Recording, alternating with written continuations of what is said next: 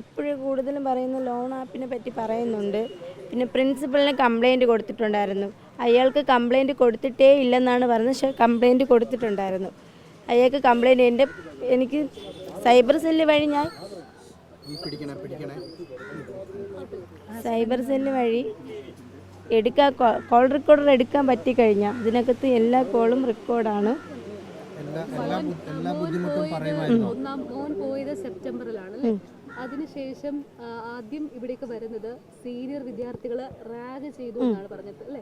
ആ പരാതി സീനിയർ വിദ്യാർത്ഥികളെ റാഗ് ചെയ്തു എന്നുള്ള പരാതിയോ മറ്റോ പറഞ്ഞിരുന്നു. അത് ഈ പ്രിൻസിപ്പളല്ല, ട്രാൻസ്ഫർ ആയി പോയിരുന്നു, വേറൊരു പ്രിൻസിപ്പളായിരുന്നു. ഇപ്പോൾ ഇത് പുതിയതായിട്ട് വന്ന ഒരാളാണ്. വെഞ്ഞാറുമൂടാണ്, ആറ്റിങ്ങലല്ലേ അല്ല, ട്രിവാൻഡ്രം സ്വദേശിയായതുകൊണ്ട് ഇതിനെ ഞാൻ ഓക്കെ കൊണ്ടുപോകും.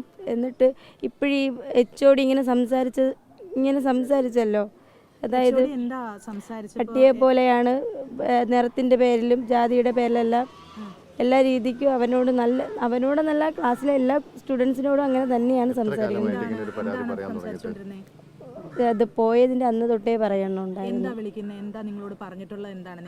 റാം സാറ് ഇവിടെ പഠിക്കുന്നത് ടാർഗറ്റ് ചെയ്തിട്ടുള്ള കുട്ടികൾ അയാൾ കൊന്നിട്ടേ പോവുള്ളൂ. അത് ആദ്യമേ പറഞ്ഞു. എന്താണ് വിളിച്ച് ആക്ഷേപിച്ചുകൊണ്ടിരുന്നത്? എന്താണ് പറയാൻ പറ്റുന്ന കാര്യമാണോ? പുഴുത്ത പട്ടി, പേപ്പട്ടി, കറുപ്പിനെ വിളിച്ച് സംസാരിക്കുന്നുണ്ട്. അതുപോലെ നിനക്ക് വായിക്കാനും എഴുതാനും അറിഞ്ഞൂടേടാ, നീ എവിടെ പഠിച്ചത്?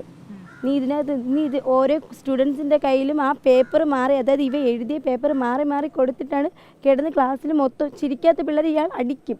അങ്ങനെ അയാൾ അവിടെ കിടന്ന് പിള്ളേർ ചിരിക്കണം, അതായത് ആക്ഷേപിക്കുമ്പോൾ ചിരിക്കണം. ചിരിക്കാത്ത കുട്ടികളെ ഇയാൾ അടിക്കും. ഈ മുതിർന്ന കുട്ടികളെ അയാൾ അടിക്കും. അയാൾ ചിരിക്കണം. ഇപ്പം ഇവനെന്നല്ല, ഏത് ക്ലാസ്സിലുള്ള വേറൊരു കൊച്ചുണ്ടായിരുന്നു, ഷയാന എന്ന് പറയുന്ന ആ കൊച്ചിനെതിരെയും ഇതുപോലെ സെയിം, അതായത് വേറെ എന്തോ മുസ്ലിമാണ് ആ കൊച്ച്, അതിൻ്റെ ഇതിൽ ഒരിത് വന്നായിരുന്നു. അതെനിക്ക് അറിയത്തില്ല.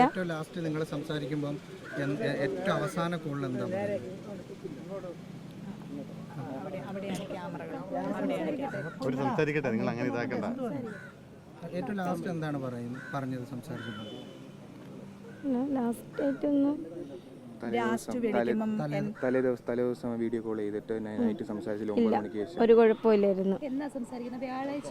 വ്യാഴാഴ്ചയാണ് വിളിക്കുന്നത്.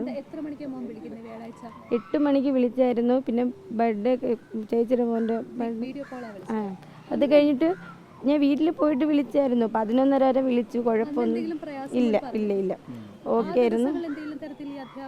ഇല്ല.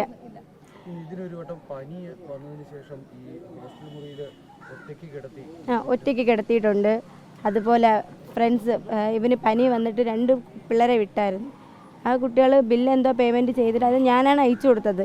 800 രൂപ എന്തായിരുന്നു, 1000 രൂപ അയച്ചിട്ട് ബാലൻസ് എനിക്കത് അയച്ചു തന്നു.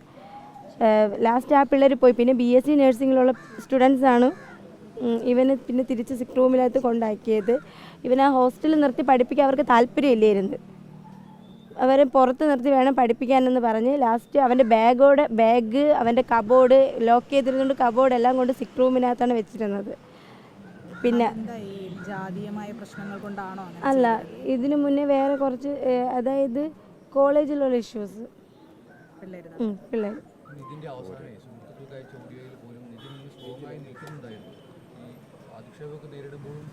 അവൻ ഓക്കെ ആയിരുന്നു. ഇവിടുന്ന് പോയി എല്ലാവരും ഞങ്ങൾ ഉൾപ്പെടെ പറഞ്ഞായിരുന്നു.